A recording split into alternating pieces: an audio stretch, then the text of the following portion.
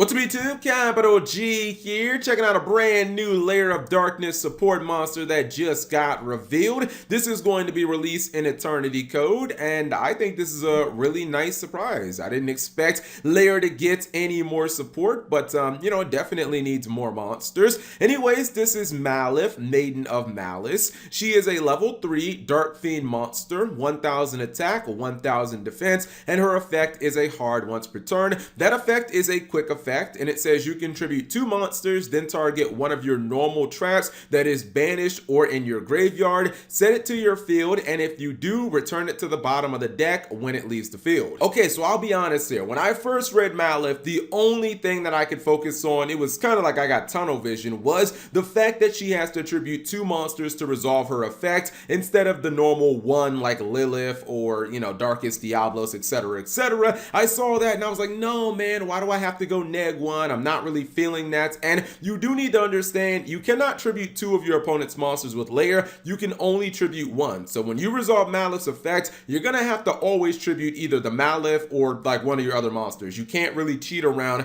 tributing a monster with her effect. However, I still think that she's a very solid card. Number 1, the Lair of Darkness deck just needed more quick effects that let you tribute your opponent's monsters. Tributing your opponent's monster with Lilith during their turn is awesome. Now you have another way of distributing your opponent's monster, and I also think that recovering trap seems really good, especially with something like infinite impermanence. Think about if you're going second and maybe you impermanence your opponent to stop one of their combo plays, being able to normal summon her, activate Lair, tribute your opponent's monster and her to get back that impermanence seems really solid. I also kind of like the fact that you can recover your banish cards. It's always just kind of randomly irked me that Trap Trick banishes one of your traps and then you can't really get that card back. I feel like they kind of made it get banish cards because of something like Trap Trick, so that is kind of nice, and it makes it so the card goes back into your deck so you're really never losing access to that card. I kind of like the design of this card, and I think the fact that she's level 3